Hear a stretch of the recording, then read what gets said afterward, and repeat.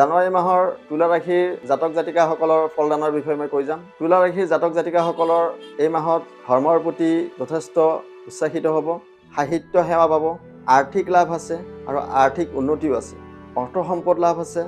এই মাহটো আপোনালোকৰ যথেষ্ট শুভ আছে, সন্তানৰ ক্ষেত্ৰত শুভ, পাৰিবাৰিক শুভ, গৃহত নতুন সুখ আহিব পাৰে, নতুন সা সম্পত্তি ক্ৰয় কৰিব পাৰে। তো এই মাহটো আপোনালোকৰ কাৰণে যথেষ্ট শুভ ফলদায়ক হয়। এই মাহত এটা পূৰ্ণিমা আৰু এটা অমাৱস্যা আছে।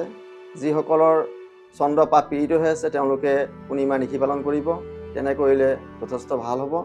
আৰু যিসকলৰ শনি পাপ পীড়িত হৈ আছে এইসকল জাতক জাতিকাই যদি অমাৱস্যাৰ দিনাখন শ্ৰী শ্ৰী কালী মন্দিৰ দৰ্শন কৰে তেনে কৰিলে তেওঁলোকৰ যথেষ্ট শুভ ফলদায়ক হ'ব। আৰু এই মাহৰ 22 জানুৱাৰী বৃহস্পতিবাৰে গণেশ চতুৰ্দশী পূজা আছে। আৰু এই পূজাভাগ যদি ৰঙা ফুলৰে গণেশক পূজা অৰ্চনা কৰা যায় তেতিয়াহ'লে গোটেই বছৰটো আপোনালোকৰ কাৰণে শুভ হ'ব, ধন টকা পইচা আহিব, সা সম্পত্তি বাঢ়িব, ব্যৱসায়ীসকলৰ কাৰণে শুভ হ'ব। তো এই বছৰত আপোনালোকে গণেশক ৰঙা ফুলৰে পূজা অৰ্চনা কৰিব।